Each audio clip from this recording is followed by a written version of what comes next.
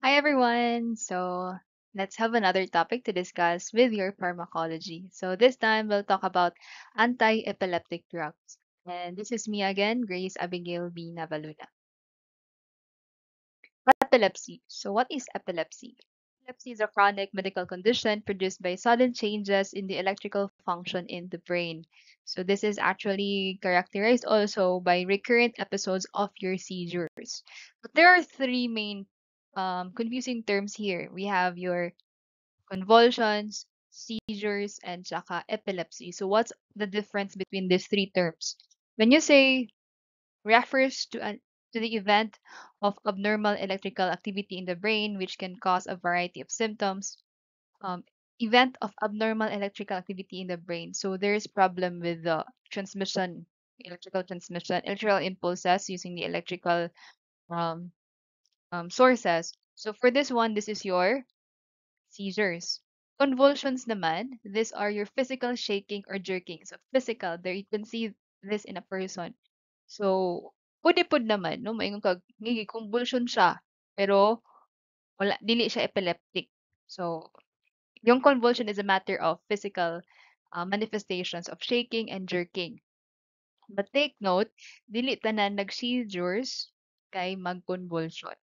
Epilepsy naman, this is a neurological disorder defined by repeated unprovoked seizures over time. And this is what we try to treat. So somehow your anti-epileptic drug could also be known as anti-seizure drugs, also be called as anti-convulsion drugs.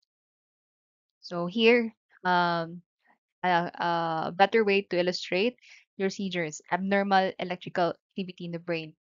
And tsaka convulsions daw, you can see a physical manifestation of jerking and shaking. Your epilepsy naman, recurrent or repeated unprovoked seizures over time. So your brain is an organ. And because it's an organ, like your heart, no, it can also manifest some disorders, some diseases. And one of this is your epilepsy. So before treating epileptic patient, we have to know first asa ni gikan. What's the root cause of your epilepsy? Take note that we have two main categories for this one. We have your symptomatic and we have your asymptomatic. When you say symptomatic, there is a non-cause, or maybe the person is already have brain injury or disease during during birth. And asymptomatic, it's no known cause, and that's what you call idiopathic. So for symptomatic, we have your congenital defects, head injuries, trauma, hypoxia. So this could happen during accidents also. Kung hindi man congenital defects. Meron naman yung mga pregnant natin no, na aksidente, and then it causes the baby to have some deformities. So isa din yun. Infection, yan. Meningitis, brain abscess, viral encephalitis that also cause this problem. Depressed skull fractures. So, then malformations of the skull could also be one. Brain tumors, including tuberculoma. Yan. It's also one. Drug withdrawal. Yes. Kasi drugs natin could either increase or decrease some neurotransmitter, and this neurotransmitter could also cause excitatory if not inhibitory. So another problem. Fever in children. So higher the fever, our normal temperature is 37.5 degrees Celsius. So if ever the temperature goes up beyond 37.5, it may cause um ano, it may cause some denaturation of proteins and may even lead to seizures. Hypoglycemia, hypocalcemia. Important not to check, especially for those mga patients after operation, they have to check their calcium levels because these calcium levels can actually lead to some problem. Aside from the heart, it's not just the heart, but it can lead to seizures. And next, your asymptomatic. Your asymptomatic naman may be caused by photosensitivity. So that's what you call photoepilepsy. What is that? Um, Kanang too much lights flashing towards a patient, ayan, magka-seizure siya. So, what's the root cause of this, ma'am? It occurs in people with underlying genetic predisposition without any identifiable structure brain abnormality. So even if wala siya tumor, wala siya infection, wala siya defects, yan, it can happen to some patients nga mag-seizure gud sila. Okay? And then other drugs or other substances that can cause seizures, we have your people who have abused, no, your opioid drugs, your stimulant drugs. We have here your amphetamine, cocaine, phencyclidine, methylphenidate. We also have those patients that are using anesthetic, and if ever there's malpractice there, nasabyup og hatag si doc or na sayop or any medical practitioner upon administering such drug, it may cause also seizures. Psychotropics, yes, sedative hypnotics. Take note that drug abuse can happen because seizures in drug abuse can happen because of stimulants. Yan, amphetamine, cocaine, phencyclidine, methylphenidate can overstimulate the brain through the release of your too much release of your epinephrine or epinephrine. While your anesthetic naman, it can cause CNS toxicity. There would be accumulation of neurotoxic metabolites that may lead to problem. And then your psychotropics, um, if kanina, uh, it may lead to seizures because of high epinephrine or epinephrine here.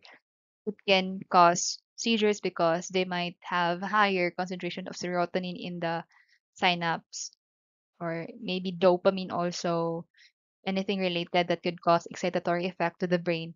And your sedative hypnotics happen because of withdrawal. So what are the triggers? So the triggers for this one, first, physical triggers. Physical triggers pa sabot pa the accidents. Sleep-related triggers, walay tulog-tulog, no? That may balance the circadian rhythm, and your sleep is actually one natural medicine to our body. If wala ka na, then it may lead to some problem. Your nutritional factors. Your nutritional factor is very important because we get our nutrients from food, and then if we don't eat, it may even lead to further problem. Stress and emotional triggers, pwede. Sensory triggers also, alcohol and drug use, medication related triggers, metabolic related triggers. Okay. I'd like to include here, we have different ways, no, to test your to test animal for drug availability. So we tried MES, your maximal electrostatic shock test, your MES test. This way, um, with that way, we could check if there would be tonic numb limb in the patient. So, kung saan nato na identify ang patient if we tried this in vitro testing and in vivo testing wherein if you try to increase electrical stimulus and then um naagali problem sa iyahang tonic limb, maybe we could try to test that out with some drugs. Other way, we could also check a drug, the efficacy of a drug using your PTZ. PTZ is Ptilin threshold test, wherein you try to increase or you try to give PTZ in the animal lab in the lab rats. Yeah, and you try to put PTZ, which is your pentylene trazole, which is convulsant. And if you tried put some drug there and then wala siya ni cause og um kanang further in the limb problem, then that drug could be used. Pwede siya for convulsant, anticonvulsant. You could also use your kindling model. Kindling or kindling model, that is a slow trigger wherein you tried um to give a mild stimulus, electrostatic stimulus to any amygdala and hippocampus of such specimen. And then if that's let's say rat, no ni ko siya og kanang na-check nimo upon specific dose kay ni show siya og vulnerability or pwede pud naa siya'y immune response, then that is a good trial. Oy, pwede din ni siya nga tambal basta lang ina nila nga dose. And later on, some drugs are also checked through in vitro screening, through your checking your GABA transaminase, your GAT transporter. So those are kind of tests na ilahang gi-check if possible ba ang drug to that specific um for that specific seizures, or an animal ba pwede ba siya pwede siya maka-tolerate at certain dose to prevent the seizures. Okay, going back, what are the different types of seizures? So your seizures actually have two main types. We have your partial and generalized. When you have partial, that is also known as focal. When you say focal, that is kanang one hemisphere lang ang naigo. And then generalized naman, that is both hemisphere ang naigo. And somehow this is called primary. So for partial, a seizure starts in one part of the brain. Your generalized seizures activity involves the whole brain. Okay, under your partial, we have your simple, we have your complex, and we have your secondary. So your simple, partial simple seizures is a seizure activity where while the patient is alert. When you say alert, ano siya? Conscious. Conscious siya. Nag-shake man ang body tapos conscious siya. While complex naman, a seizure activity with change in awareness of surroundings. Seizure activity with change in awareness of surroundings. So this time, wala siya. Um, dili siya aware. Yes, that's also known as your focal impaired awareness seizure. Focal awareness. Focal impaired awareness wherein patient anymore is not aware of the surroundings. One, we have secondary generalization. A seizure wherein the activity begins in one area, then spreads throughout the other parts of the brain. Yeah. Tinawag siyang secondary generalization. For the generalized naman, or your primary seizures, we have first your absence seizures. When you say absence seizures, the patient tend to stare and blink without falling. So, magtanga ra siya. Yan. So, mao gyud siya i-joke during board exam review and even during the discussion if nagtanga ang student and wala na siya wala na minaw out of this world moment, maybe naa siya absent seizures. So mo na ang i-joke. But actually, this is a serious condition. If the patient is already 17 years old above niya, nani pa siya, nagtanga lang siya and then, ha? So nito? And pero that um situation would last for around 1 to 2 minutes. Dili lang ka nang gatanga for few seconds, no? That's normal man sa ahay sa ato, labi nagkulag tulog. Pero if nagsige nagbalik, pwede naman less than a minute, pero in a day, pila na hitabo. So if ever nagtanga ta diha og pila ka minutes, pero that's just one moment, that's okay. Pero if repeated na siya, 'di ba, epilepsy, it's more of a repeated action of seizures, unto na tama, peligro. And this absence seizures is very normal for kids. It's not normal pala. It's very common to kids. So, as they go older, this will subside. So, mawala ni siya dapat. Pero if di siya mawala, then that kailangan na yun na siya og monitoring. And the doctors would give drugs, this medication, some medication to this one para just to eliminate further complication. Next, we have your myoclonic. Myoclonic means jerking movements of the body. So myo means muscle, clonic means jerking. So muscle jerking, that is your myoclonic seizures. Tonic-clonic naman, when you say tonic, tone, di ba? When you say tone, muscle tone, it's stiff, stiff. So therefore, stiffening and jerking. Stiffening and jerking, that's what you call tonic-clonic. Stiffening, falling, and jerking. So your tonic-clonic would cause falling. Your tonic naman, that's stiffening. Okay, there's a stiff lang yun siya. Pero wa siya nag-jerk. Stiff lang. That is, if nakahigda siya and elevated lang ulo, wala rin problema. Pero if nagbarog siya, there is a higher tendency of falls. Therefore, palayo gid siya sa mga stairway area kay pwede gid siyang mahagda. And we have what you call atonic. Si kung si tonic kay rigid, stiff. Atonic naman, this one is the person's muscle is suddenly relaxed and then they become floppy. So, mawalang umoy. After mawalang umoy kay they will fall. So, yeah, peligro na siya.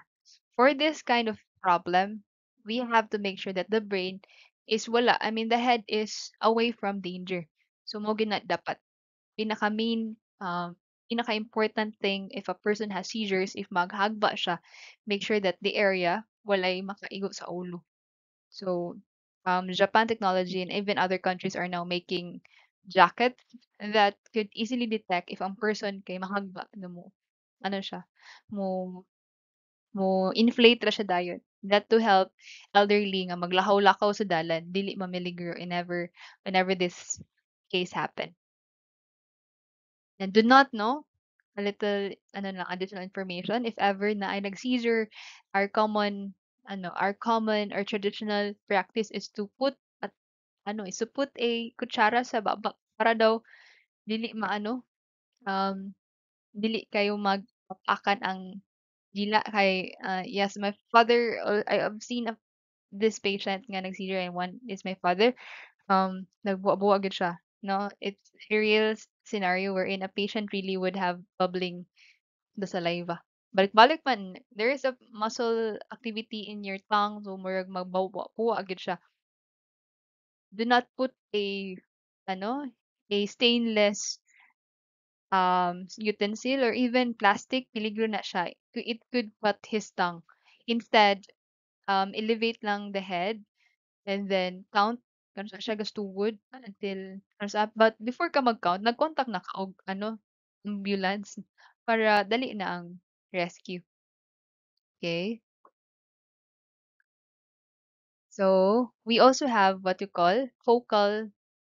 Yeah, this is just similar. Focal or partial epilepsy and tsaka primary generalized epilepsy. Under focal, we have your simple partial. This is just the same. Lahi lang pag-represent. For here, simple partial or what you call Jacksonian, the electrical discharge is confined to one area. While your complex partial, this is katong wala na awareness. The electrical discharge is confined in the brain, the temporal lobe concerned with the mood as well as muscle. So here, complex everything in that specific hemisphere, ano yun siya, um, nag-cause siya complex problem. While in your primary generalized epilepsy, we have your tonic-clonic. Here, di ba, si tonic-clonic, stiffening and jerking. So here, he may bite his tongue, may lose control of his bladder or bowel. Tonic, bite his tongue gyapon, rigidity happen. You're atonic, unconscious siya, he may drop. Of all your primary generalized epilepsy, ang pinaka mo cause og fall is your atonic. Wala na may umoy ang lawas. For rigidity, kung nagbarog siya and then naara siya na sandigan na wall, pwede ra, di siya mahagba. No? Depende. If napoy tao nga nakasagang dali ra. Pero your atonic, automatic yun siya mahagba. Your myoclonic naman, this one is a sudden shift, no? Sudden jerking. Absent seizures, this is a momentarily loss of consciousness without involving some jerking areas in the brain. Most common for children for 4 to 12 years old. Status epilepticus, this one is kind of dangerous. There is a continuous seizures more than 30 minutes. So that's why I told you earlier when you have a patient or you've seen a patient, dapat ipalayo yung head to any maka-cause og kanang injury. And then you have to take note of the time kung siya nag-start and call the doctor right away, the rescuer. And if ever possible, you can have a video. You can take a video to nga nag-inato siya and pass that to the doctor. Not to the social media but to the doctor. So the doctor would know nga unsa siya kind of seizure. Ano ba siya atonic, tonic-clonic, myoclonic, or maybe conscious day siya. So that could still be under simple partial or it could be complex partial. Actually, we have a patient during my first year in community service nga wala siya kainom siyang tambal na siya sa butika and then pagpalit niya sa tambal, may atake siya. Buti na lang wala kayong tao dun sa counter. Iya harang mother and then siya. You would know nga normal na 'to sa ilang family kay paghagba siyang daughter, kabalo ra man ang mama nga wala ray something wrong sa sawg, wala ray um, possible for injury. Nag-imama kay chill lang and then nag-video. And then, it was my first time in that service. So, na-shock pud ni nga, okay ra to siya ma'am. And then, before mi nag-ask, nag-contact na mi og doctor. Pero niya naman siya nga, ayaw ra contact sa doctor, normal ra na sa iyahang anak. And then, ana ra si doc nga, mag-take lag video para ma-verify ni doc unsa siya nga type of seizure. After few seconds, naulian ra pud noon sad siya. But the patient kay wala gyud siya wala siya consciousness ato nga time. And yeah, buti na lang walang tao. So wala kay siya naka-distract sa uban and wa jud siya naka-cause og trauma pod sa ubang patient. Hopefully na okay na unta to siya. So next we have your classification of seizures. Balik na sa tani for ito yan, it looks like that one. One hemisphere generalized, two hemisphere. Okay, back na sad na. Hmm. Okay, your absence. We have your blank stares. Absence pala, sabi ko kanina, 1 to 2 minutes. Ano na to siya, peligro na dito 1 to 2 minutes. Usually, your absence seizures last for not exceeding 1 minute, 5 to 40 seconds. So, you are really prone to have this diagnosis, no? Pag di mamino sa klase, automatic, uy, baka may ano ka. Again, absence seizure happen in a very repetitive manner in a day. So, therefore, dili pwede nga. Karon lang ka sa akong class, wa na minaw. So, yun. Dili na sa automatically diagnosed as absence. Take note, absence seizure is also known as petit mal. Petit mal. And the DOC for this one is your ethosuximide. Here, 100 episodes per day. Imagine na 100 episodes per day. So, mura kang mag-loading every discussion. Sinto yun po ninyo ha, dili mo mutubag sa akong mga orals and then you just think for this one. No, do not manifest. Usually less than 20 years old. So your myoclonic atonic. Patients suffer frequent fall. And then you say myo muscle clonus means rapid contraction. Usually they don't last more than 2 seconds or two. Atonic naman, suddenly muscle is walay umoy. Status epilepticus. So for this one, there's a continuous seizure episode, 5 minutes or more. Yan. The main mode of treatment is to stop the seizure quickly. IV drug is used kay no kung nag-seizure na siya around almost 30 minutes continuous. Your 30 minutes pwede straight, pwede sad putol-putol. And that may cause problem with the brain if ang patient kay nagpadayon pa siya og ng pangurog. And make sure the patient is safe from convulsion trauma. Yan. Acute seizure naman, it provoking seizures from possibly kanang electrolyte disorders. Unsa man electrolyte disorders, ma'am?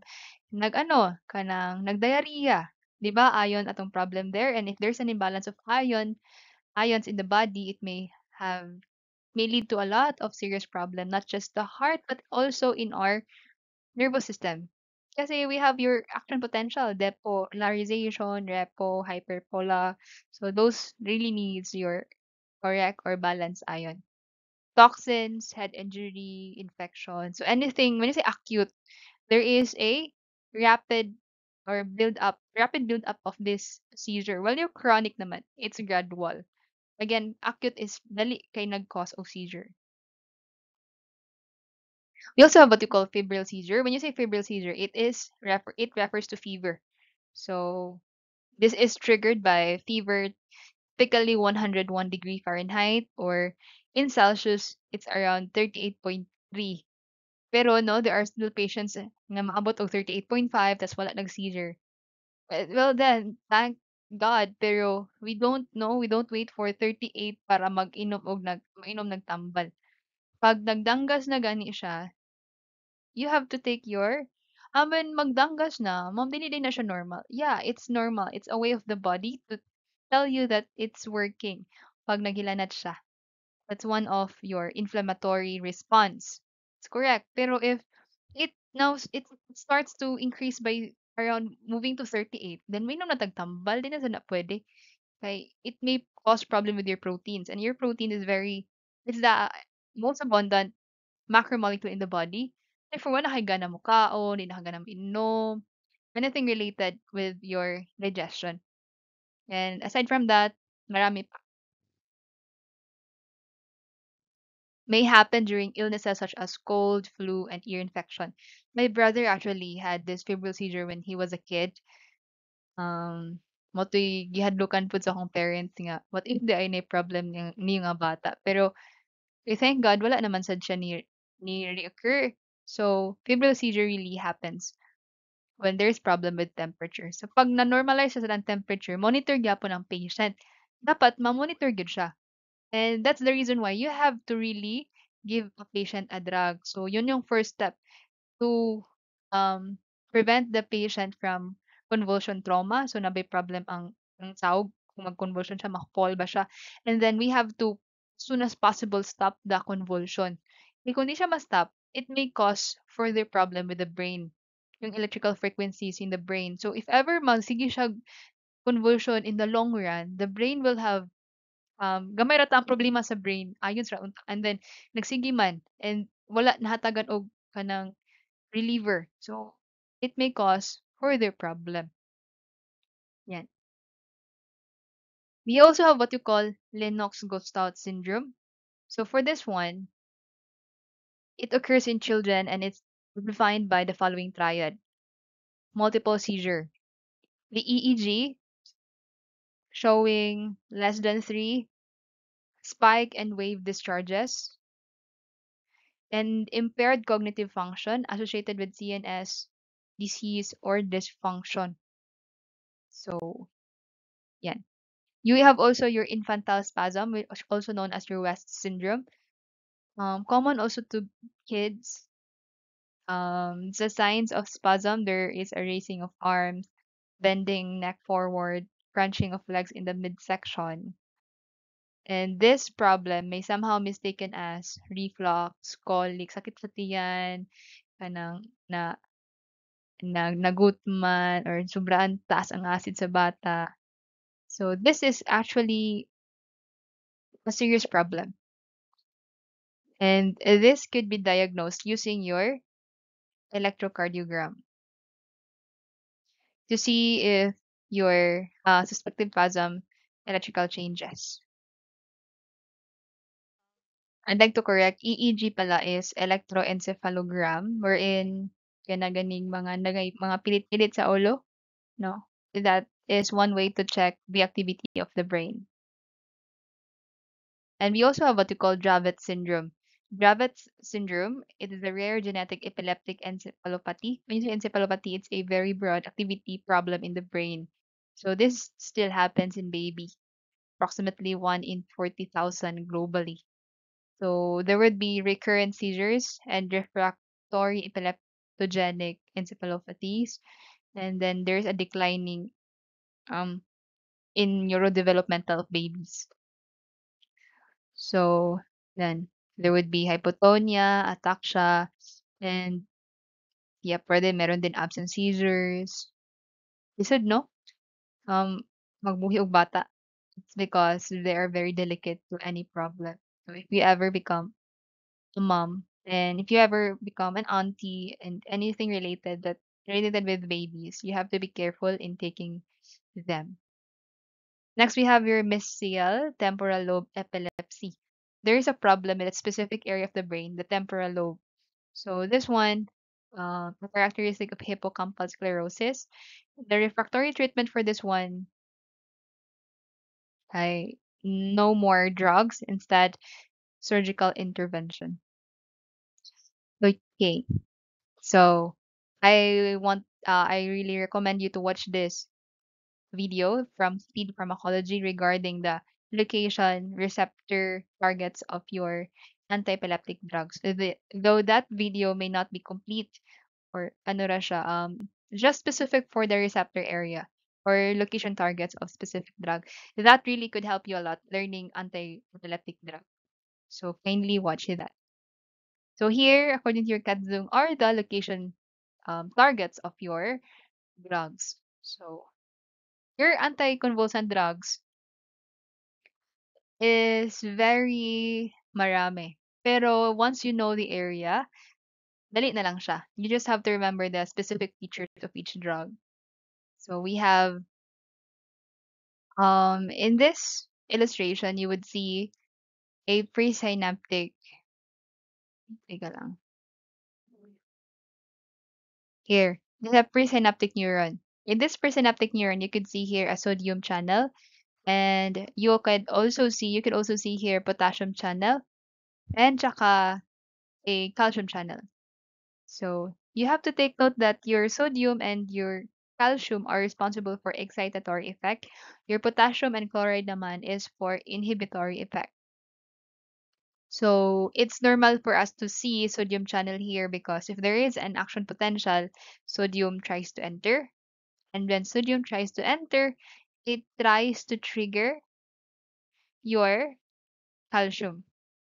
Pag pag the vesicle here are abundant, no, with glutamate kasi you are triggering um depolarization. Pag depolarization, you're triggering excitement. So the neurotransmitter responsible for excitement is your glutamate. Therefore, if glutamate is already concentrated in vesicles, your calcium tries to enter. And your calcium then release of your causes the release of your glutamate in the synapse. And once they are free in the synapse, they could bind could either to NMDA receptors or into your AMPA. Kasi we have three main receptors of your glutamate. We have your AMPA, we have your NMDA, and we have your kynic acid. Okay, I'll try to share some here based on research. You have different types of we have different types of glutamate receptor. First is your ionotropic receptor, and we have your metabotropic receptor. In your ionotropic, we have your katulo, your kynic, NMDA, saka your AMPA receptors. So your AMPA receptor is responsible for, yeah, meron din siyang sodium calcium, pero it's mainly for sodium, if I'm not mistaken. And your NMDA naman, calcium. But since no, there is a excitatory, yeah, that's why it's seen here, sodium and calcium. Another, you have to take note about the meaning of your AMPA. Your AMPA is alpha amino 3 hydroxy 5 methyl 4 isosazole propionic acid receptor, while your NMDA is N methyl aspartate receptors. Okay? And then your kynic receptor is less studied compared to your AMPA and NMDA. So the difference with your AMPA, difference between your AMPA and NMDA is that your AMPA ambilis, no, ambilis. So it is very fast. They mediate fast synaptic transmission and is involved in most excitatory neurotransmitter in the CNS. While your NMDA is quite slower response compared to your but still they both regulate require for your NMDA it require both glutamate and glycine for activation. Again, NMDA calcium. And your kainate receptor are less studied. The other kind of your glutamate receptor is your metabotropic receptor. For metabotropic receptor, we have your M-glu R1. I think nana sa kadzung. Yeah, nana sa kadzung. M-glu R1, it's up to 8. Year 1 here. Year 1 and tsaka si 5, they are located postsynaptically. Year 1 and SIG5, M-glu-R1 and M-glu-R5 are found postsynaptically, and still they increase excitatory neurotransmission. And then your 2 and 3, okay? Your 2 and 3 2, and 3, these receptors are located presynaptically and postsynaptically. They inhibit neurotransmitter release, providing negative feedback to reduce excitatory neurotransmission. So, naay regulatory activity ato ang glutamate receptor. It's your 2 and 3, found in post and presynaptically, and they are responsible for negative feedback. And tsaka yung 4 naman, yung 4, si 2 and 3 pala here, 2 and 3. And then si 4, tsaka 4, 6, 7, 8, those are located presynaptically. They inhibit na neurotransmitter release, and modulate synaptic transmission. Okay, let's repeat. Your metabotropic glutamate receptors are 8 kabuok. Okay? We have your mGlu-R1, 1, and tsaka mGlu-R5 here. So these two are located postsynaptically. So located postsynaptically, and they are responsible for the excitatory effect. And your 2 and 3, these 2 and 3 are located pre and postsynaptically, and they work as a negative feedback. Your mGlu-R4, mGlu-R6, mGlu-R7, mGlu-R8, they are responsible to inhibit your ano, to inhibit your neurotransmitter release, thereby help modulate synaptic transmission. But here we are focusing mainly in your NMDA and tsaka Okay? So for um the glutamate, once binded to your NMDA and tsaka ni AMPA, it can cause increased excitatory activity leading to seizures. Okay? And we have your potassium channel here. Sabi natin, um, potassium regulates or modifies the situation. So this one can open. Gumugawa si potassium, Po-C. Potassium out, sodium in, that causes depolarization. So if ever we want to treat a patient with seizure, we want to increase potassium in in the cell, 'di ba? In the cell para mo prevent na ang excitatory effect. So for this one, potassium can open. Okay?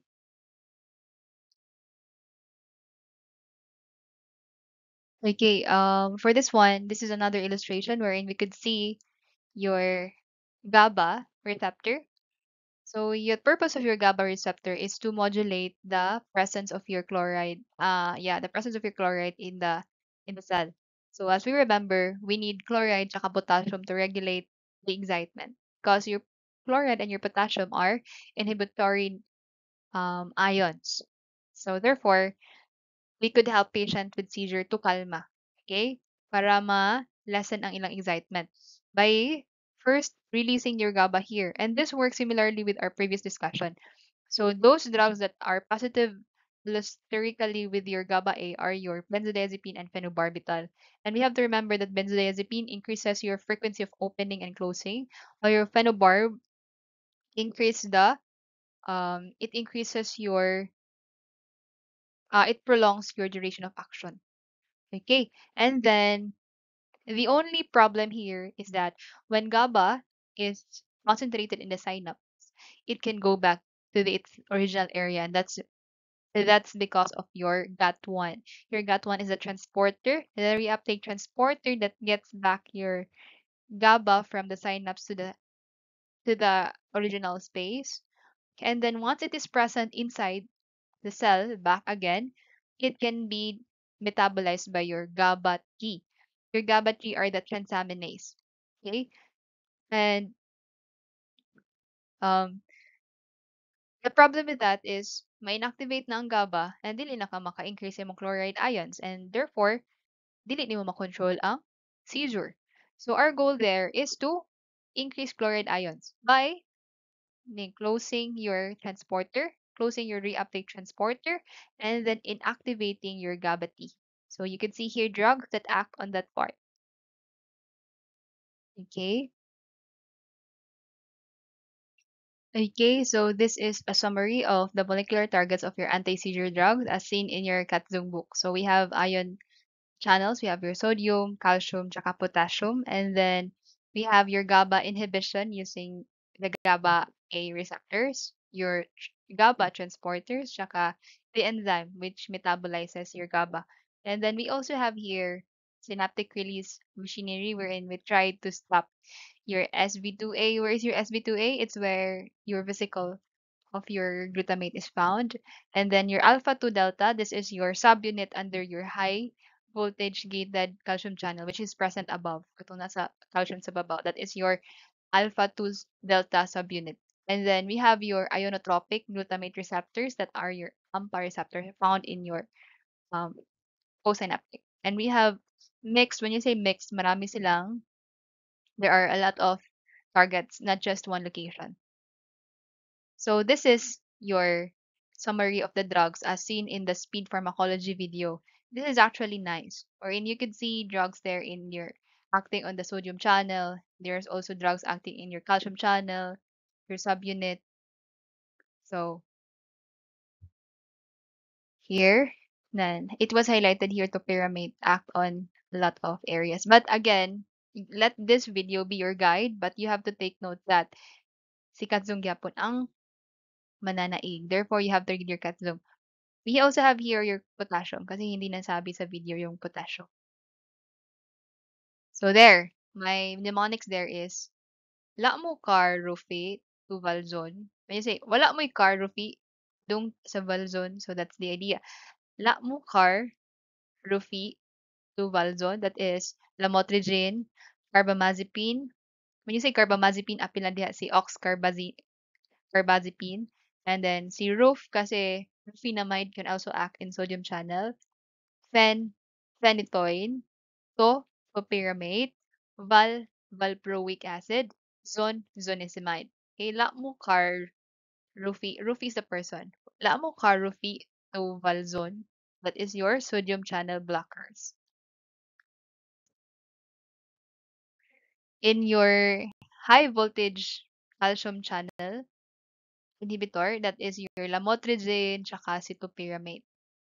And we have your subunit here. No, we have your gabapentin and tsaka pregabalin.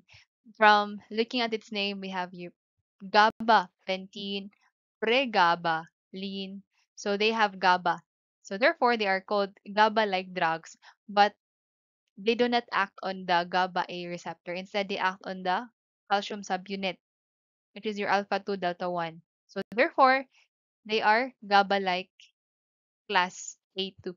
No? Kung palit ka og, let's say, emit, there is class 1A, di ba? So here, GABA, like alpha 2. Let's say alpha 2 delta 1. Next, here, your SB2A. So the drug that blocks your SB2A is your levetiracetam. So I'd like to remember priest. No, when you say a priest, they are called reverend. Reverend. Tapos they have this kanang title at the last name SVD. No, they have the father, yeah, SVD. So I'd like to remember levetiracetam as SB2A inhibitor. And then glutamate, yeah, they inhibit the glutamate release by stopping your release of your vesicle through SB2A. Next, we have your FEL. So NMDA, yes, the NMDA is another glutamate receptor and can be inhibited by your felbamate.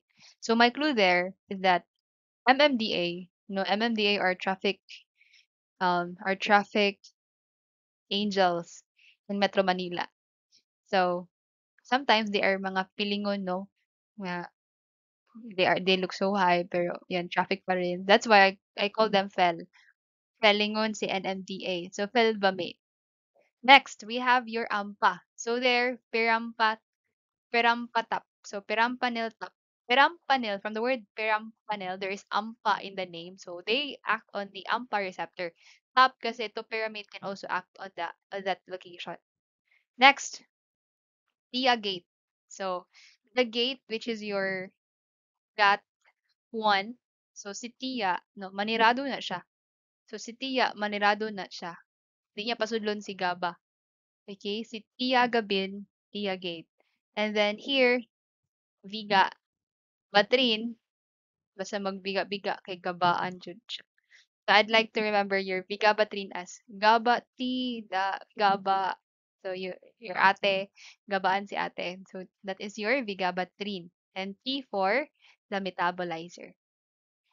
And here in your um, T-type calcium channel, your low voltage calcium channel which is found in your postsynaptic, I'd like to remember is at ito, balzon. So kung sa babaw, padung pa sa balzon, here sa ubos, lamoto. So lamoto here, ito balzon. Ito succinimide, tsaka valproic and zonisamide.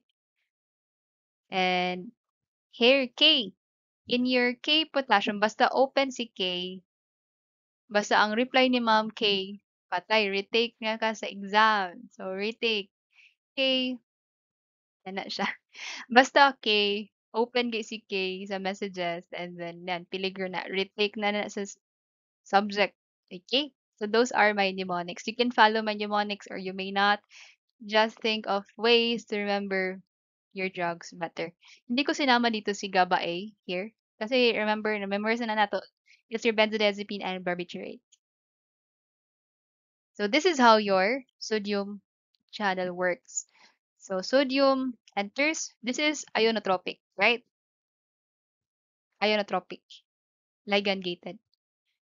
Yan. Ions. There's ions here. So sodium open. Okay. And then sodium, it may also close here by the presence of your carbamazepine, phenytoin, topiramate, lamotrigine, valproic, and zonisamide. Do you remember phenytoin before? Phenytoin is also a drug for anti-arrhythmia. Underclass, remember, kindly review. Yan. It acts in the sodium channel blocker. Ano ba yung klase sodium channel blocker? So, review. Next, here. GABA. Yan. Yan, we have your gabatrin. Vigabatrin, di ba si Viga? Gabati. Gabaan si ati. And also, take note, valproic acid also works there. Your GAT1, Tia, si Tia Gate. Here is your calcium in your um in your low voltage gated calcium channel. We have here etosoximide and valproic acid.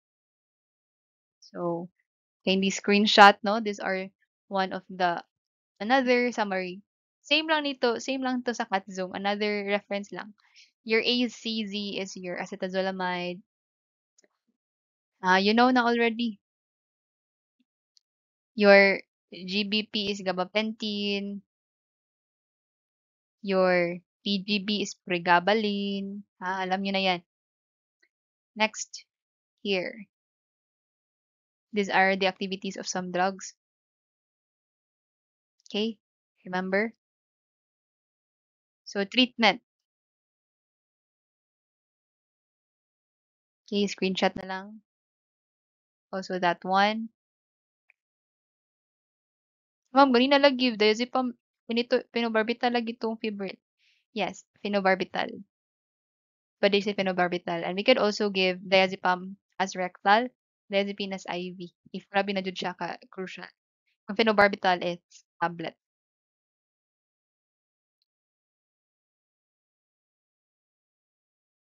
Okay. Anti-epileptic drugs suppress but do not cure seizures. And our aim here is to use only one drug as monotherapy to prevent side effects. And if there are anti-epileptic drug indicated when there is two or more seizures occurred in short interval, yeah, we can give now drugs when there are 2 or more seizures occurred in short interval. So the use for this monotherapy is to prevent drug-drug interactions. Tapos di po makalimtam sa patient, therefore adherence. And um, the addition of second drug is likely to result in significant improvement in only 10% of patients. So there are still um, doubtful result if we give multi. But still, if needed in the patient, because lahi-lahi ang target, then we can, yeah, follow doctor's order. And we should always monitor plasma drug levels. So dili gud na siya forever na drug. Though it could be forever kasi maintenance, but the patient has to go back to the doctor for monitoring. And take note that if withdrawn, no, stop niya ang tambal, it could relapse 20 to 40%. Sudden withdrawal should be avoided. And the person may consider be seizure free if it's uh, 2 to 3 or more years na siyang wala nag-seizure. So within the year pa lang, 1 year pa lang, that's still under monitoring. We actually have this case with my father. My father had a stroke and then he loves alcohol. So na-exacerbate ang problem mo to siya na yung git check gid iyang brain for possibilities of Alzheimer's.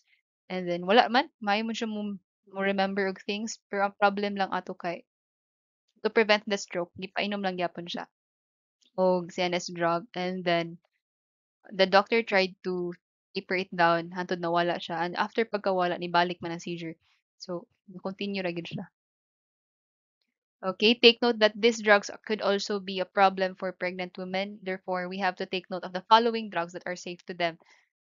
We could have carbamazepine, oxcarbamazepine, lamotrigine, ethosuximide, but the most ginagamit din for pregnant is your lamotrigine. This is from other resources. Kindly use the Katzung book. It is your lamotrigine. Folic acid supplement is very important, especially if the patient has seizure. Kasi especially for drugs like your carbamazepine, it's your valproic acid, valproic pala. Even carbamazepine, can you review if okay ba ni si carba? Hmm.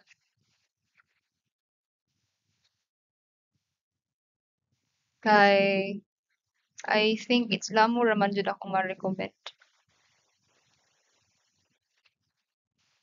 Yan, kay Lamo.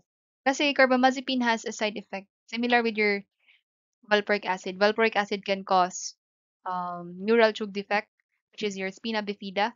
And your spina bifida, there's a problem with the spinal cord. So you could prevent that problem by enhancing folic acid supplement. When to withdraw antiepileptic drugs? Normal, when to stop? Okay. When normal IQ? Yeah, normal. Because the problem with seizure kay maguba gid iyahang mental capacity. Normal EEG, katong mag-ano sa siya diri. There are discs attached to the skull just to check the electrical frequencies in the brain if normal ra ba. And there are no juvenile myoclonic epilepsy. And according to your neurological examination, sakto ra yung pagtubag, inilakwan, iyang activities, okay. And they do not have seizure for at least 3 years. Individual drugs, okay. This is now to to specifically give the features. So for carbamazepine, this is the look of your carbamazepine in the market. So this is a prototype of anti-seizure drugs primarily for focal onset seizure. So one hemisphere. So si carbamazepine ang ginahatag. We have now generic drugs like your right med. So people were happy to have this generic equivalent kay mahal yun siya nga tambal. Ay, not very mahal. Nag-lower naman ang prices sa mga branded drug, pero it's still good to see generic drugs.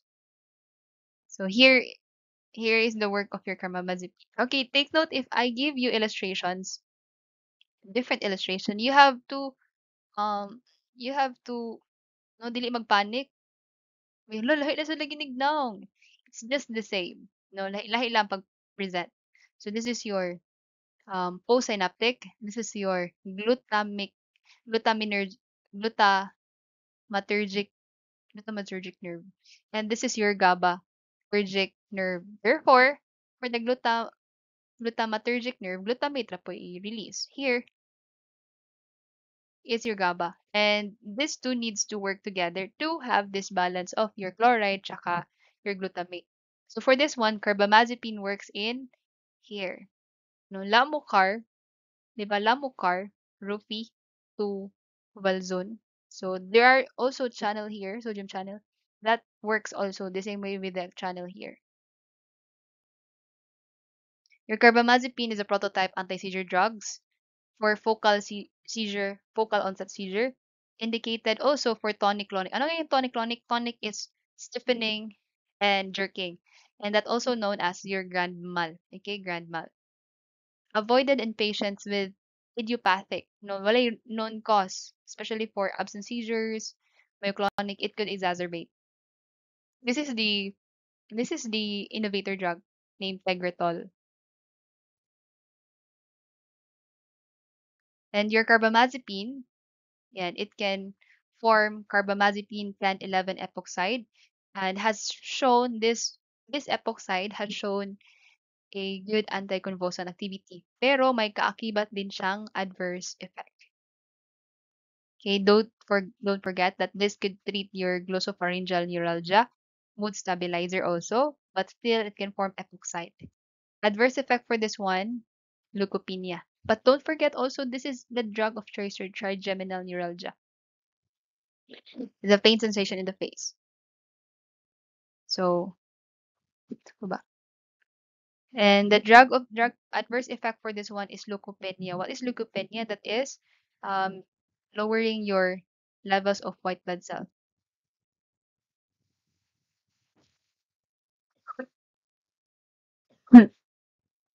Yeah, your trigeminal neuralgia, pain occurring in the area of the face. So the problem here is maglisod siya kaon, maglisod siya bite and chew.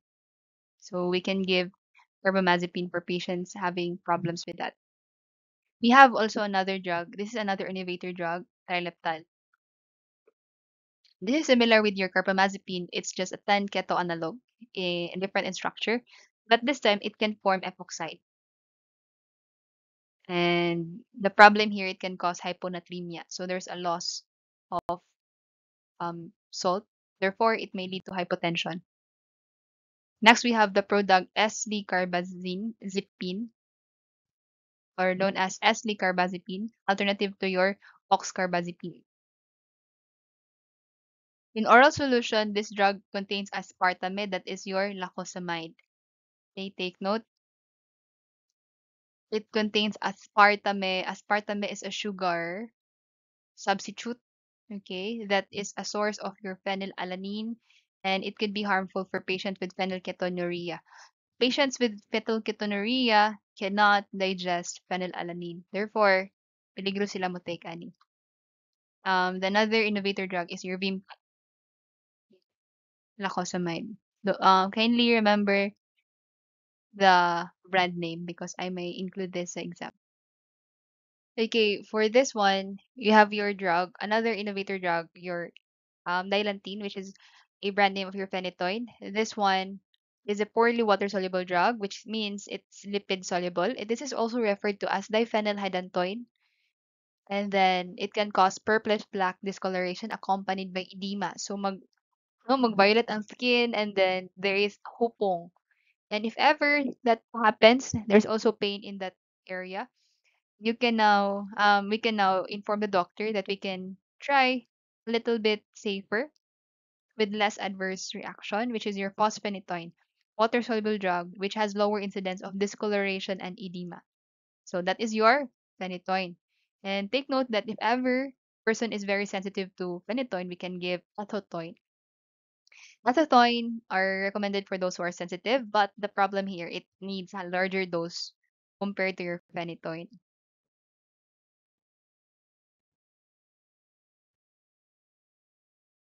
Next, we have your side effect of phenytoin. So for this one, we have non-dose related. When you say non-dose, walay pake. Gamay man na umadako, it can show. So we have here hyperplasia gingival. gingival hyperplasia, there is this inflammation of gums. Hirsutism, um, hirsutism. Sakto ba kung nasabtan sa hirsutism? Let me verify. Yes, excessive growth of male pattern in hair. So there is this bungot-bungot for female, and then hypersensitivity reactions like skin rashes, lesions, and mouth ulcer.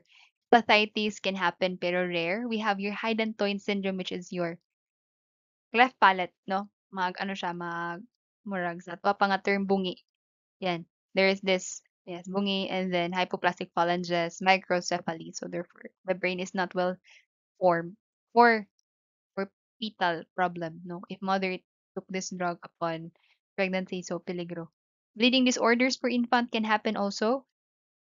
Your osteomalacia, kay dili naman ka absorb kayog vitamin D. So if the kid is rickets, ang sa tigo lang is osteomalacia. Megaloblastic anemia also can be a problem. And we have another newer anti-epileptic drugs. We have your vigabatrin, gabapentin, lamotrigine, pyramate, tiagabine, levetiracetam, and yung ox. It was another. So kita di ang first ma'am. It was your phenytoin and your carbamazepine. Okay. So here another drug we have your gabapentin and pregabalin. Who are these drugs? They are categorized as your gabapentinoids. Take note, as I said earlier, they have GABA in their word, in their name, but they do not work in the GABA receptor. Instead, they work in your alpha 2, delta 1, calcium subunit. Okay. Okay, we have the drug. Okay, kindly erase that. This is pregabalin. Okay, pregabalin. This is with the brand name Lyrica. So before, natypod ko ni sa patient. Then the patient asked kung para asa daw niya ang tambal gipalit, gireseta sa doktor. And ako ra pod gibasa, anti-epileptic ma'am. And then what happened? Na-shock ang patient, medyo na-change iyang tone of voice, mura siya na wild pero ano man siya anong very well prim and proper man. Iyang tone lang ang na-change. Siya ha ikaduha na jud ka nga pharmacist ningon ako ana. And my mistake was I didn't ask unsa day siya. So before you give the information to the patient, you have to ask first, ma'am, unsa day imong gipakonsulta sa doctor? Daghan man gud ni siya daghan man gud ni siya tambalan. So for this one, your pregabalin, similar with your gabapentin, they are actually considered as anti-epileptic, pero they could also be not. You can use this for um yung mga diabetic neuropathy. Yan. Mga problems with the nerves. So, usa na siya. What else? This is also used for restless leg syndrome. So, ang tiil kay sakit sa murag yapon siya naglihok, very stiff. It's because of over fatigue. Also, pwede po din siya for anxiety disorder. So, I have a classmate before, no? Hilig yun siya magtilaw-tilaw og mga tambal.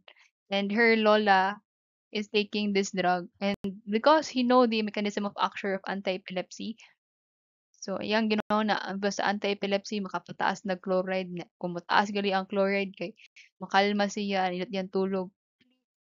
That actually is very intellectual, bright gito siya nga person. So, yang giinom para lang gid makatulog kuno siya. Which in fact naman sakto. Pero do you think the dose he took was actually good, no, for his age, for his weight? So dili ta sure. Therefore, hindi gid ta pwede mag self-medicate. That's why this is RX. And if na-overdose siya, posible, according to your dose response curve, worse, mapiligro siya problematic. And take note that for this gabapentinoid, it can cause weight gain. Yan, it can cause weight gain. So we have to be careful, especially if you're a model and wanted to monitor your figure, usa na siya sa mga problema. Okay, this is similar with your pregabalin. We have your neurontin. Yan, here it was specified pa siya for anticonvulsant, anti-epileptic, and medicine for neuropathic pain. So, neuropathic pain actually is felt by most of your diabetic patients, labi na sa mga tiil, no? Murag nagtusok-tusok nga dili nila masabtan. For that patient of mine, wala siya diabetic. Wala po siya nag-epilepsy, wala siya na-convulsion. So, iyahang concern lang, looking at her face, kay nag-ano day siya, nag nag tip not tip what's that nag-shingle siya. Shingle is the second form of your chickenpox. So, severe form. So, nag-shingle siya pero nasa face. So, nikalat diri siyang naw. And then, I asked her what are her symptoms, what are her kanang na-feel during that time. Sakit ko no. Hindi daw niya mapiyong kaayo ang mata. And kung mapiyong niya lisod ibuka. So, I explained her nga mao ni siya ang tambal. Then ako na pud gi-explain unsay relation sa epilepsy nga nung para makalma siya. And later on nasabtan naman sad nun niya. It's just that dugay ko na-ask no, which could have mystery sa iyang part. Posibleng nanisakay ang BP and luckily nakalma ra pod siya na dugay and then she then kanang na-realize niya nga, okay, doktor na day si doc. So maybe all those days nga nag-take siya sa tambal, kasi nag-blame siya sa doctor no, sayop iyang pag-take. And it's our role as a pharmacist how to connect doctors to patient by nan unsa man, verifying and validating the drugs that they are taking. Okay, and here, no, they do not act directly on the GABA receptor. However, they modify the release of GABA. And increase in the brain GABA is observed for patients. So there is an increase in the brain GABA concentration observed in gabapentin. So even if they're not acting on the GABA receptor, there's a higher chance na musaka daw ang GABA. And then gabapentin is transported into the brain via L-amino acid transporter kasi um they are considered as water soluble. So I asked during my study, nga naman nga water soluble siya niya makasud siya sa brain. Actually, aside from your blood-brain barrier, there's what you call efflux transporter, and one of those is your L-amino acid transporter. So this is required, especially if you want nutrients from food, no, to make your brain work better. Because we have a lot of proteins also working there, and we have enzymes there. So enzymes is protein, therefore we need um amino acid also. So here, amino acid transporter is one of the ways to enter in the blood-brain barrier. The most common adverse effect here is somnolence. Somnolence is pagkatugon.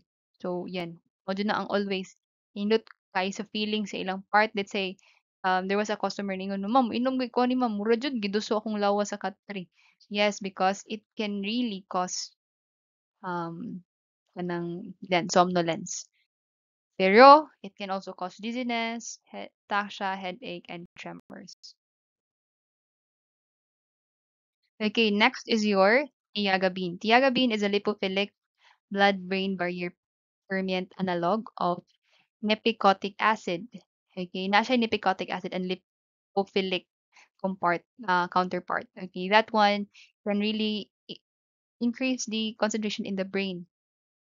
Okay, and then your gut one is most abundant in the brain. The problem with this lang, it can cause rash.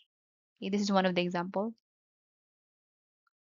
And then we have uritigabine, your potassium channel opener. Third line treatment for focal seizures. Basta K ang reply, retake sa exam. So, retigabine. So, we have the brand Probalt for this one. So, here, it opens the channel to go back to piso. Yan. Opens the channel to modulate the potassium in the cell. And the side effect for this one is your from the word retina. Okay, there's a bluish coloring in the eye, not really in the retina, pero in the eye. So, if you could check, it's not a good thing, no, mag-blue ang mata. It's not the circle, sa man ito, anong circle? Cornea. It's not the cornea, but instead, kaning white sa eye, kaning whole white, that's the sclera, if I'm not mistaken. ana siya'y mag-blue, not the circle. So, peligro na ang mata ana.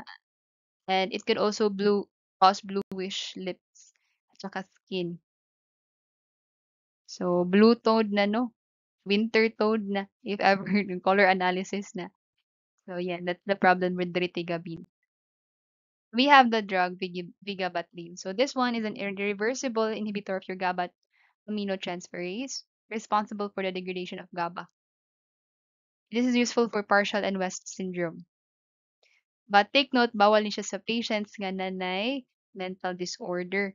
It can exacerbate. Okay. What else? Hmm. Okay. Long-term therapy of vigabatrin has been associated with developmental visual field defect. Okay. So if ever you will have in the board exam, which of the following anti-seizure drug can cause blindness, vision loss in the long treatment? It's not Uritigabine. Uritigabine can cause inconvenience with the blue discoloration of the eye, pero it is your vigabatrin that can cause visual field defect. So mabuka siya madugay. We have the drug Sabril for that.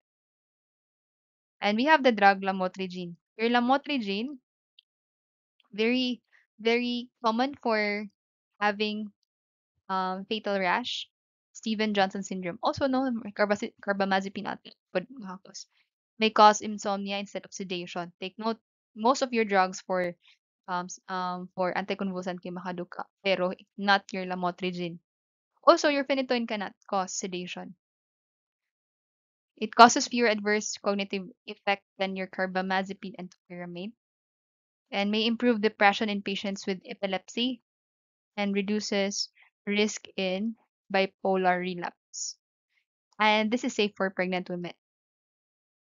And the drug Lamictal is one of the innovator. It's the innovator drug for this lamotrigine. Again, um, your lamotrigine can cause Steven Johnson, and then it can cause it can be used for pregnant women.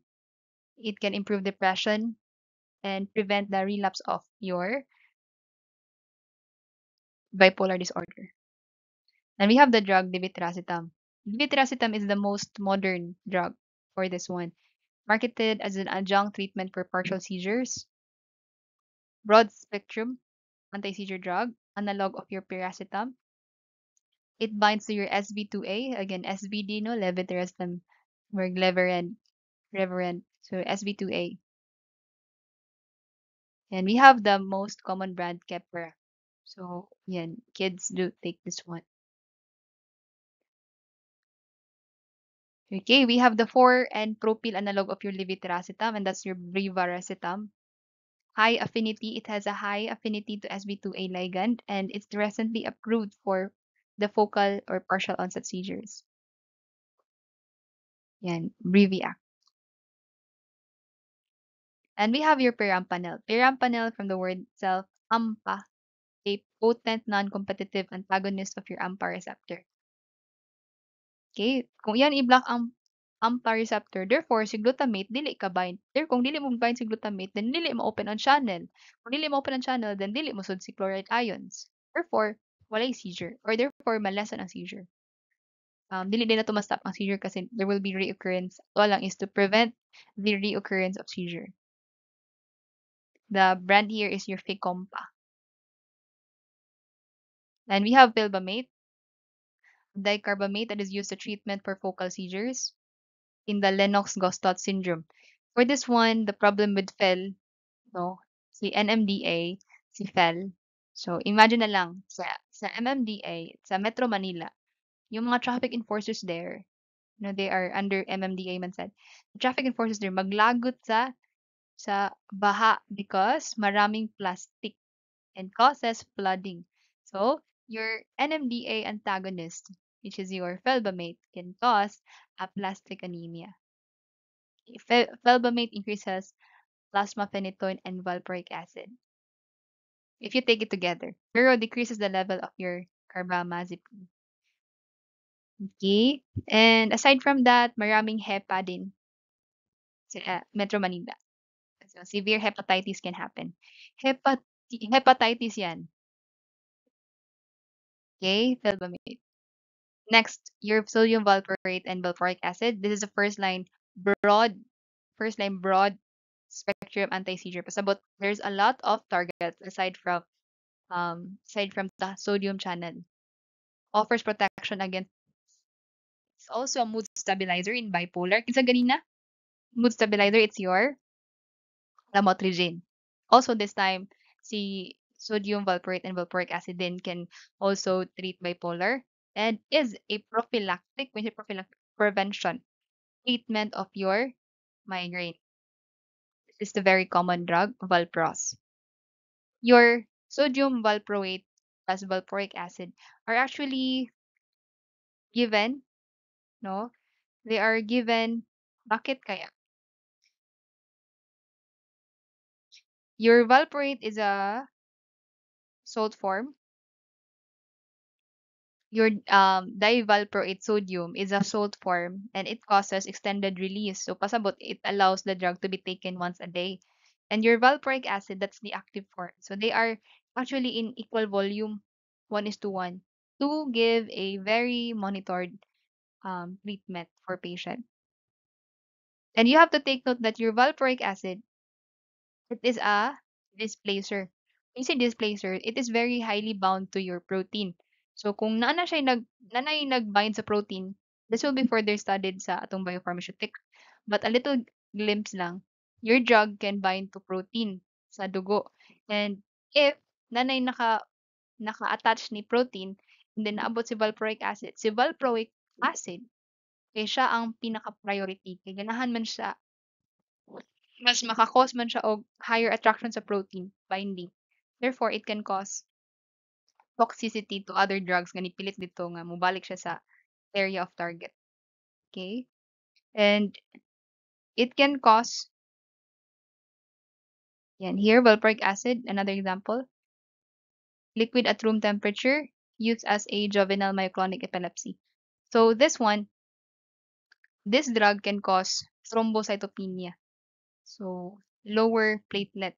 Kung mag-lower ang platelet, it can cause bleeding. So we have to be careful. And aside from that, it can also cause neural tube defect, which is your spina bifida. Problem with the spinal cord. There's an opening there and may cause infection and other growth problem with babies. And this drug can also cause weight gain, hair loss. Yan. For intravenous formulation, what will be the use of this drug? Kung IV na to inject, it can be used as status treatment for status epilepticus, a severe form of your epilepsy that may reach up to 30 minutes. Side effects of your valproate, nausea and vomiting, take note, weight gain, appetite, transient hair loss, hepatotoxicity, thrombocytopenia, and the very important one is your neural tube defect. It can cause spina bifida in the offspring of women. Therefore, this is not used for pregnancy. Pyramate.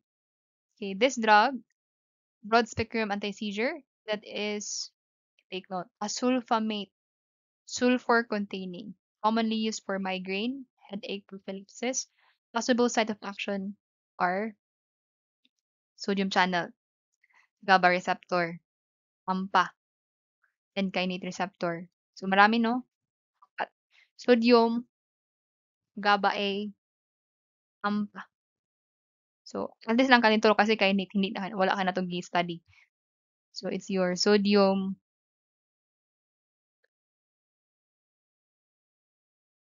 na AMPA GABA. So, na napakagaba na lang. Na ampa gaba. Na sodium. Ampa gaba. That's your top. No, top. Top siya kasi na ampa gaba. Na sodium, ampa, and then gaba. And we have the drug Topamax. Yeah, meron din tayong Topamax. And then we have the drug zonisamide. Zonisamide works in your sodium yapon, used for tonic-clonic in women and adults and children. Also useful in in your infantile spasm, and this is the look of your zonisamide. Anything to remember with your zonisamide? Let me check my notes. Hmm. Like your topiramate, it contains sulfur. Okay, like your topiramate, it contains sulfur. Kaso si topiramate is sulfamate, while your this one, zonisamide, it's sulfonamide. Okay? Sulfonamide. Sulfonamide si zonisamide, si topiramate is sulfamate. So looking at the sulfur containing, they also inhibit carbonic anhydrase. If you remember your diuretics, your sulfonamide, your sulfur containing drugs can also inhibit carbonic anhydrase. This one can cause weight loss. Sa tong weight gain, it's your gabapentinoids and your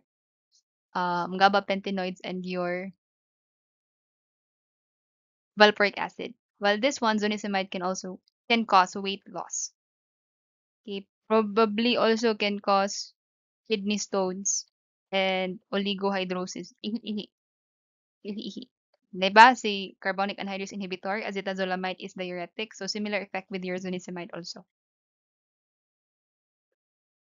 Ethosuximide. This one, ito, Valzone. It's in your um, low voltage calcium channel. And this is very known kasi it's the first line drug for treating generalized absence seizures. Act by inhibiting the low voltage T-type calcium channel. Kasi yung L-type, saan natin ginagamit si L-type calcium channel? It's in your cardiovascular, di ba? Your verapamil, diltiazem, nifedipine, ginagamit natin si L-type. We inhibit L-type calcium for that part. But here in your CNS, we inhibit your T-type calcium channel. Your ethosuximide, what is to remember here? Yan, kato lang. It can use to treat absence seizures, especially for kids. And we have the brand name Zarontine. And take note that we have similar drugs like your fensoximide and methoxamide. So your fensoximide is synthesized compound as an anticonvulsant drug in the treatment of minor forms of epilepsy, similar to your ethosuximide. Okay, and for this one, yan, reduces calcium currents, reducing electrical activity. So before, phenobarb was first discovered and it was used for sedative hypnotics.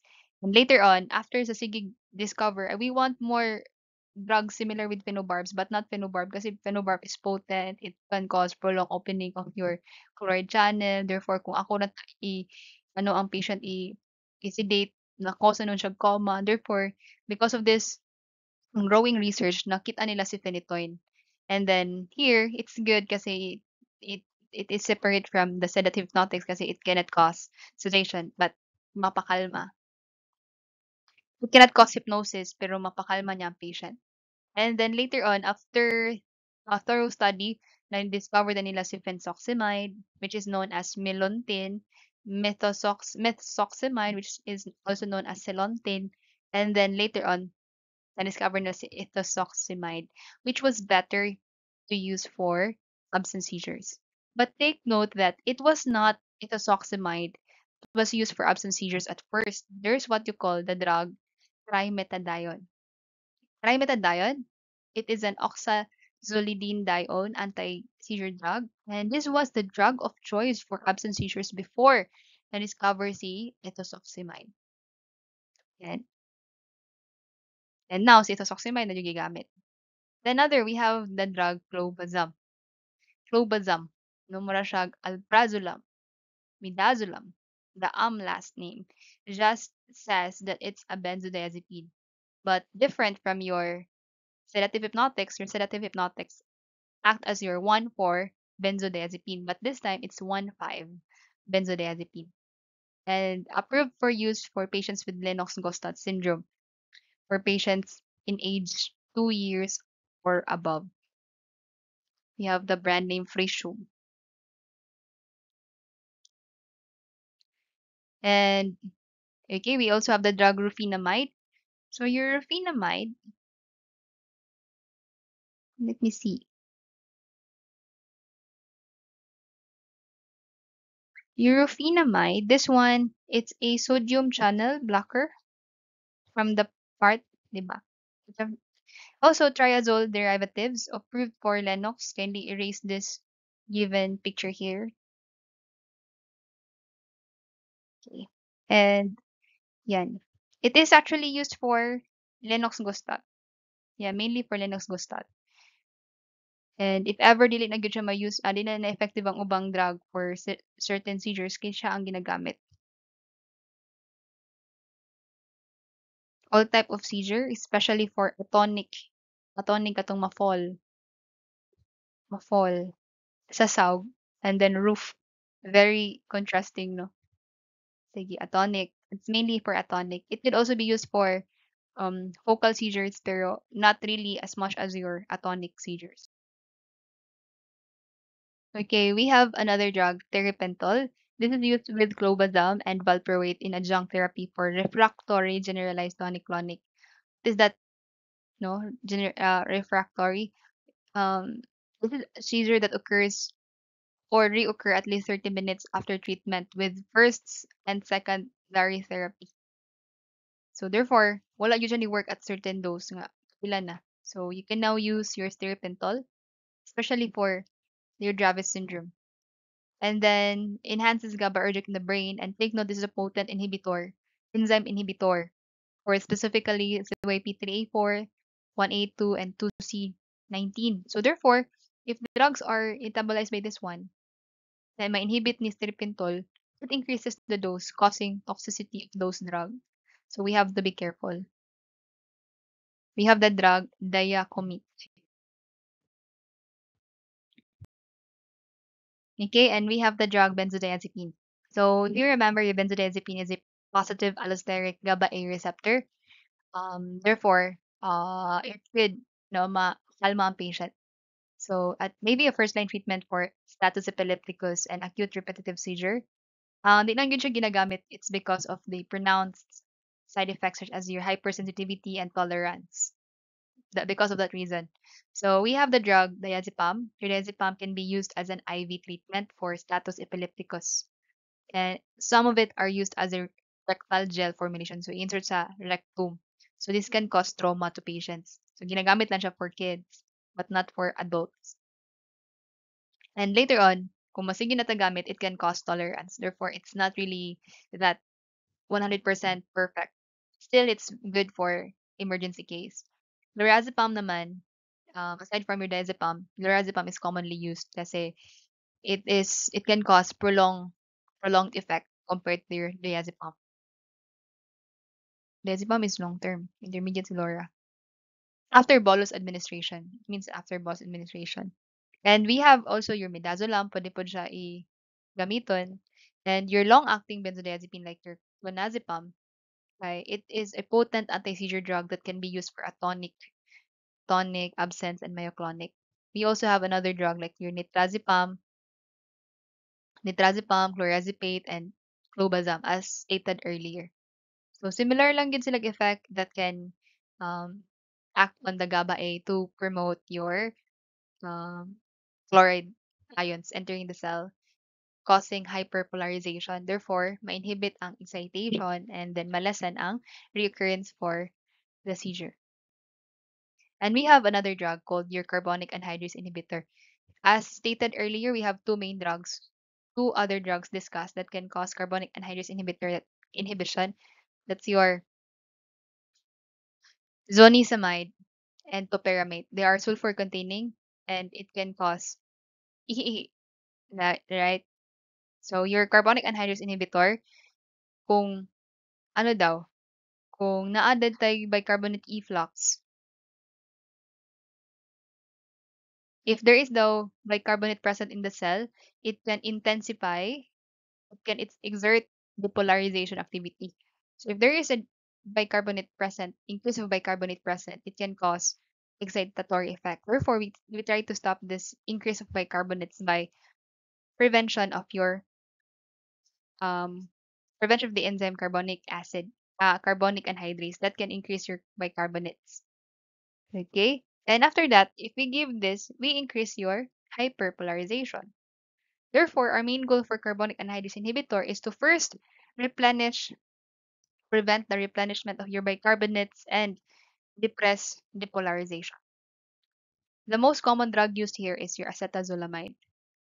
So your acetazolamide, it's not just for ihi, not just for mountain sickness, di ba?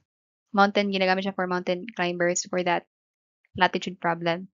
You can also use acetazolamide for epilepsy. And also for the eye surgery, right? Yes, epilepsy din. And we also have the drug under that, aside from acetazolamide, sulthiamine or sulthiamine. Sulthiamine na ata. Sulthiamine. It's used for benign focal epilepsy. Pero wala ka siya ginagamit because of less trying studies. Before, nagamit siya, but now not really. We have your topiramate and zonisamide, which has similar activity. So, kutasan na siya sa ginagamit. Okay, these are the main activities of your carbonic anhydrase. Regulate your carbon dioxide, tsaka the buffer, regulate the pH, affect metabolic processes, and promote efflux. So sabi ko kanina, block efflux, no? No, we should promote efflux, prevent influx. Okay, promote efflux. So with that, um, carbon dioxide levels lessen, and it may cause it can make good have a good positive not really stop, but you have to regulate because your carbon dioxide and your bicarbonates are somewhat needs to balance. Therefore, dapat okay lang, normal lang. Peligro sad ng drop kita sa carbon dioxide. Peligro pod ng sobra sa taas. It may cause metabolic acidosis. Okay? And also, we have to a bit, have alkalosis kasi it can potentiate seizures. Dapat balance rin. Okay? And then metabolic processes also as to prevent further problem. Example is your acetamide.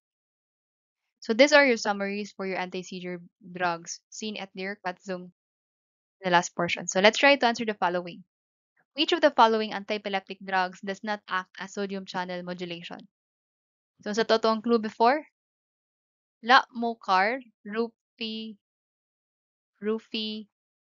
to Valzone. No, Lamocar, Rufi to Valzone. P, phenytoin. R, carbamazepine. Lamo, apil. So, no barbs ang wala. Yes, very good. D. Next. Which of the following anti-epileptic drugs can cause permanent vision loss? Okay, let's see. Lacosamide, that is the drug that has aspartame. So, bawal siya for PKU patient, right? So, check na yan.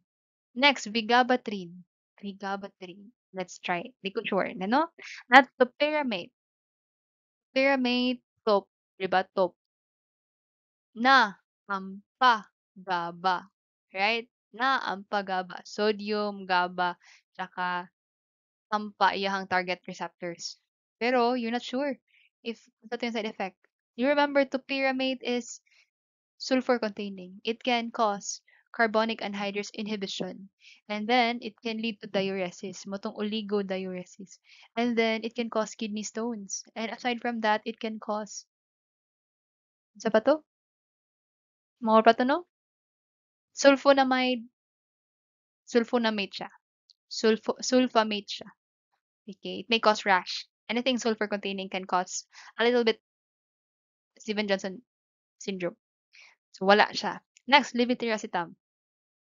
Levetiracetam is a newer drug and it is somehow called as no drug-to-drug interaction.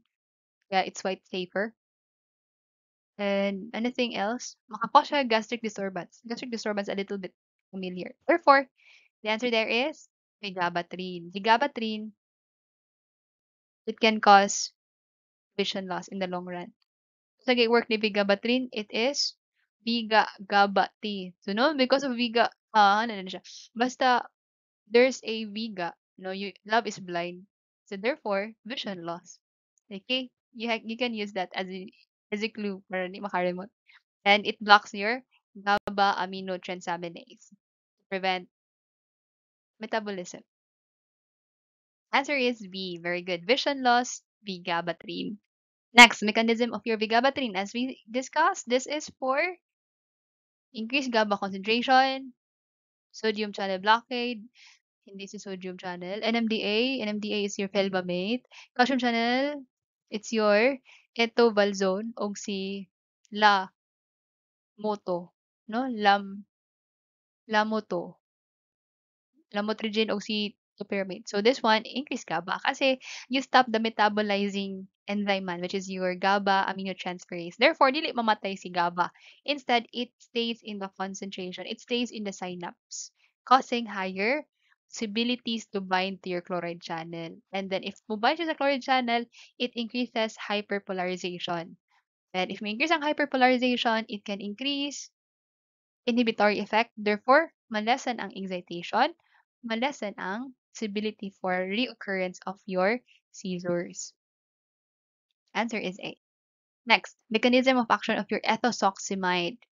Ethosuximide is etovalzone. Etovalzone, that is your low calcium, low voltage calcium channel.